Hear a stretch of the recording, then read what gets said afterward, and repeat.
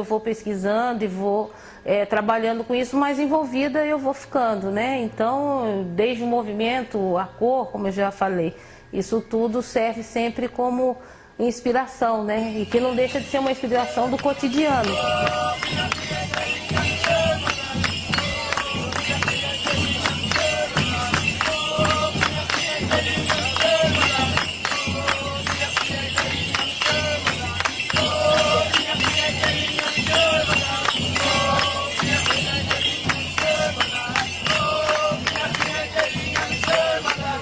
A Rota da Liberdade, hoje, ela é formada por 8 roteiros que mapeiam a presença do negro na construção da cultura do Vale do Paraíba, Litoral Norte, Serra da Mantiqueira.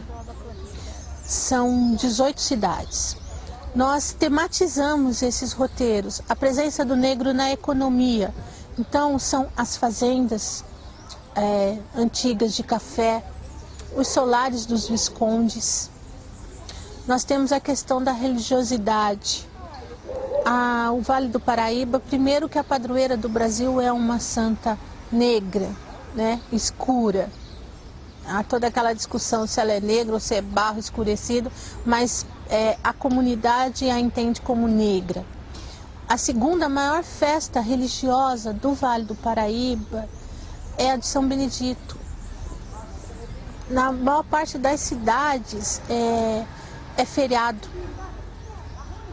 A população mais antiga, se você for perguntar o nome das pessoas, todas têm um Benedito ou Benedita no seu nome. E quando a gente fala em sincretismo, por exemplo, na Bahia, você tem o candomblé. Aqui nós também temos um sincretismo religioso no momento em que você tem grupos de congada, 100, 200 companhias de congada entrando dentro da igreja, saudando o santo, tocando o tambor, dançando para o santo, que é um santo católico e negro. O mais importante da Rota da Liberdade, primeiro, é as pessoas saberem que existe cultura no estado de São Paulo, que existe cultura negra no estado de São Paulo, que a cultura negra formada no estado de São Paulo, ela vem de um grupo africano, etnicamente falando, que são os Banto, que são diferentes, têm características diferentes dos negros que formaram a cultura baiana, por exemplo. A Rota da Liberdade, ela serve para desmistificar ou para esclarecer as pessoas de que negro não é tudo igual. Que sair da África não significa sair de um país chamado África, e sim de um continente. E que existem especificidades e que fazem parte de uma cultura.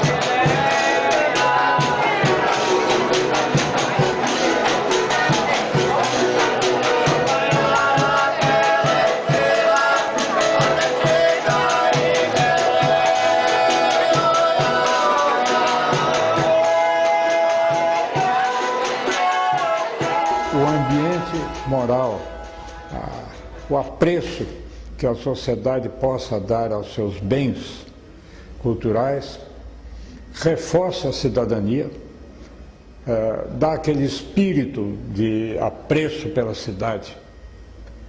Então as pessoas precisam ver, acho que ainda não veem, precisam ver a grandeza da sua cidade, a beleza das suas tradições, da sua memória, da sua história.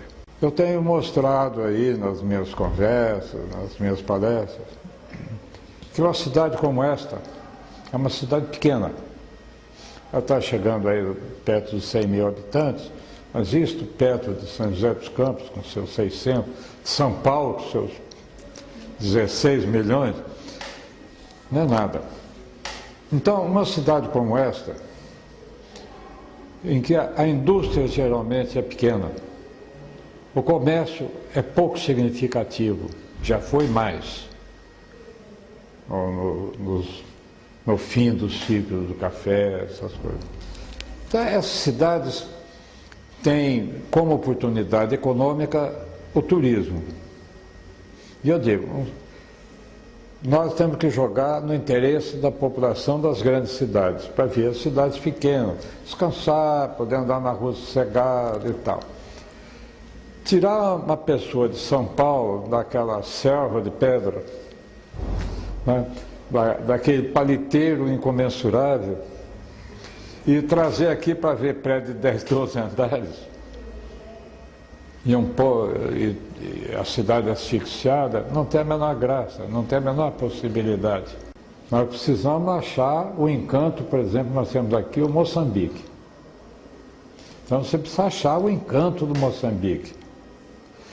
Estudar isso. Por que que essa coisa sobrevive numa sociedade, numa época, num país em que só se pensa em futebol e carnaval e procissão na rua?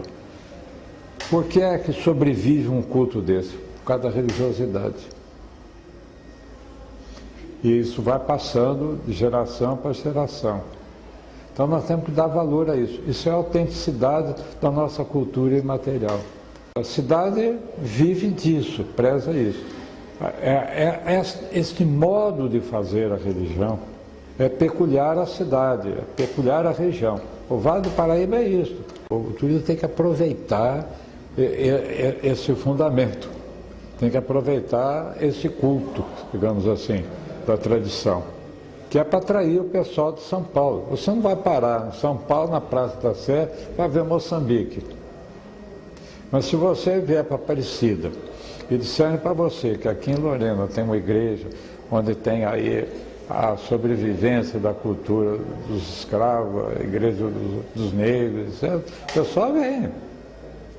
Então eu acho que esse é o partido que se pode tomar em matéria de turismo, o turismo cultural.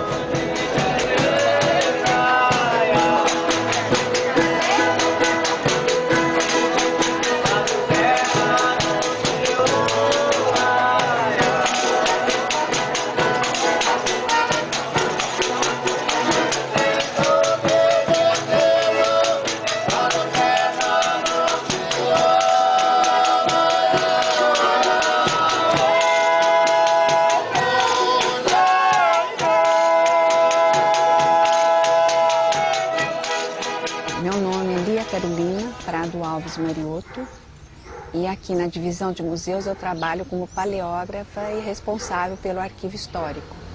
Eu fiz história aqui em Taubaté